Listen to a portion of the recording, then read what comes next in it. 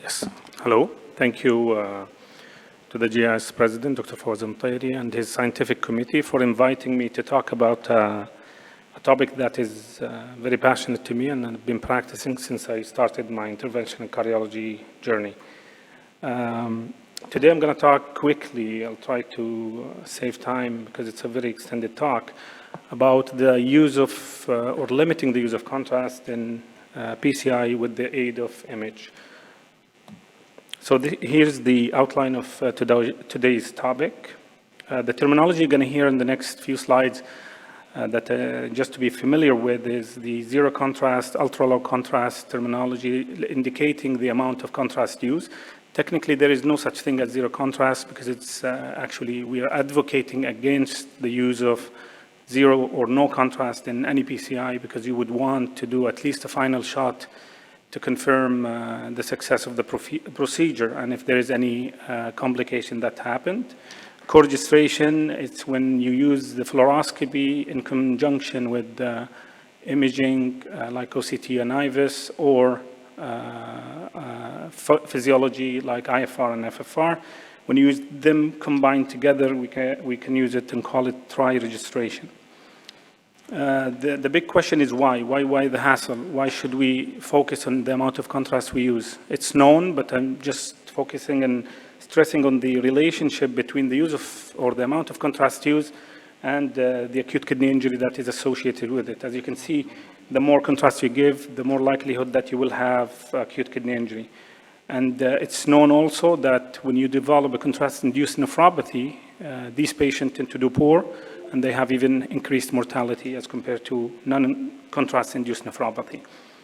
The worst being the patient with CKD and having contrast-induced nephropathy. That's why we're trying to preach to the Interventional Cardiology Society about the importance of limiting the amount of poison, i.e. contrast, during procedure. There was actually a paper published locally by Professor Hussam Al-Falih and Dr. Waqar about the prognostic impact of having contrast-induced nephropathy in patients with acute coronary syndrome. And indeed, they showed a very drastic figure here, comparing patients with or without having acute kidney injury. And you can see that the mortality is by far significantly higher in patients who have contrast-induced nephropathy. And not only that, there is a terminology that's been used in the literature called renalism, where interventional cardiologists tend to shy away from doing procedure for these patients, being discriminatory against them, although these patients would have the best, or they will get the most benefit from any intervention to be done. So let's avoid renalism by hopefully by the end of this lecture we'll see and we'll share some of the tips and tricks how to achieve zero contrast or ultra low contrast PCI. And as shown here in this table, you can see that there is a significant amount. And I was actually surprised when I reviewed this table that a patient with an ACS, that is a patient that would benefit from an intervention, when they have a CKD, they have a very high percentage of these patients did not undergo coronary angiogram for the obvious reason of renalism. Now we've talked about the why. I'm going to mention now some of the terminologies or some of the tips and how you can achieve this. There is an important concept here called the ratio between contrast volume and the eGFR in which you want to achieve, because reaching that ratio, which is just placing the anticipated contrast volume you want or the allowed contrast volume you want to use divided by the patient's eGFR, you should not exceed 3.7.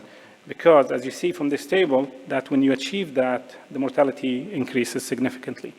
And actually, for the Ziad Ali and his group, they advocate in the most recent papers to use less than 1, i.e.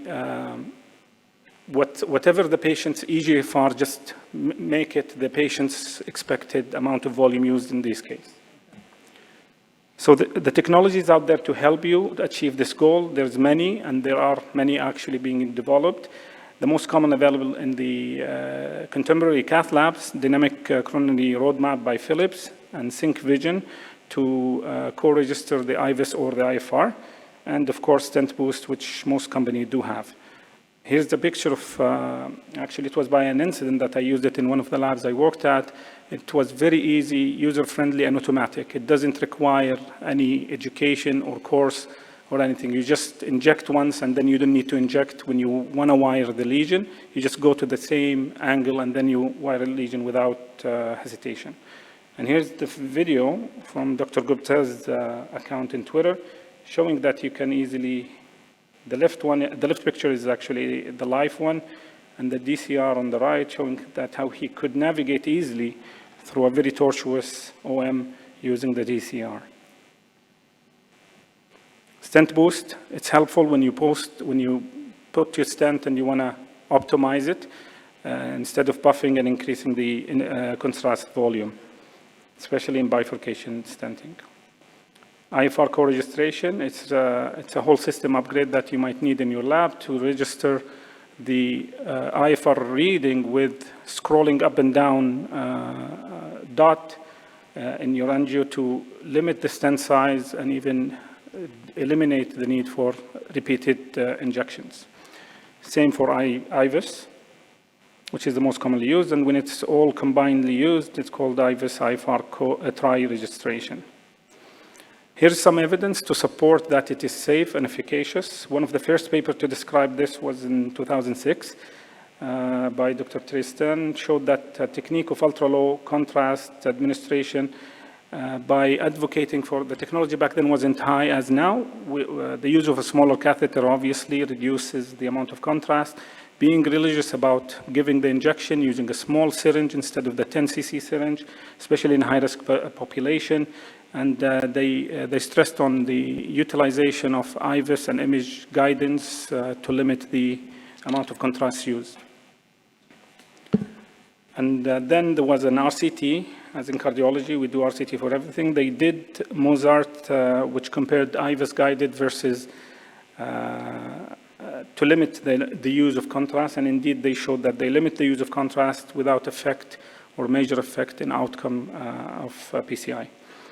And then the most recent adaptation of this technology or this methods was by Ziad Ali and his group in New York, showing that it is safe and efficacious not only in regular symbol type A lesions. You can even do it in rotational atherectomy cases, CTO cases, and in TAVIs, in structural procedures, and even in rare cases where there is severe contrast allergy. You want to not use contrast, and it's been described in the literature.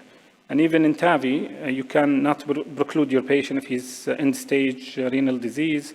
You can do CT with carbon dioxide, then you can use TE guided with triple pigtails for placement of your stents.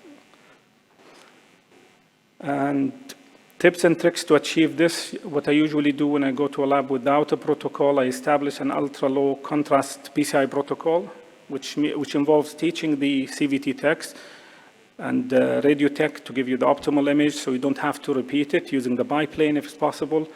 I usually, in a very high-end patients, when they have high creatinine, I use to inject myself, because nurses tend to be generous when injecting because you don't have to give the full injection or press the button till the end. Use a small French catheter if possible. Use intravascular imaging if possible. And even OCT, we can use it with saline sometimes. Dilution of contrast, 1:1 to 1:2, although my experience has to be in very selected patient because of the quality of image is very bad, and you have to use high frame rate, and use a small syringe of 3 cc instead of the conventional 10 cc syringe. And avoid what's a very bad habit, and it's tough to get rid of, the puffing that we do post every stenting on every exchange of wire and balloons. 1 minute, Dr. Khalid. Yes, here you can see the clear difference in volume with the change of French guide, and here you can see sometimes you can confirm your catheter placement by injecting saline, and you can see that there will be change in the ECG. OCT with contrast and without or with water, and shows that there is no difference. You can utilize it. When to bail out. It's important to know when you have to bail out, especially if the patient is hemodynamically unstable. So forget about the kidneys, significant ECG changes, or the patient have unexplained chest pain. And here's the summary about what you should do to prevent AKI. New technologies in the market, OP spray, try to preserve contrast use, and renal guard also. And that's it. Thank you.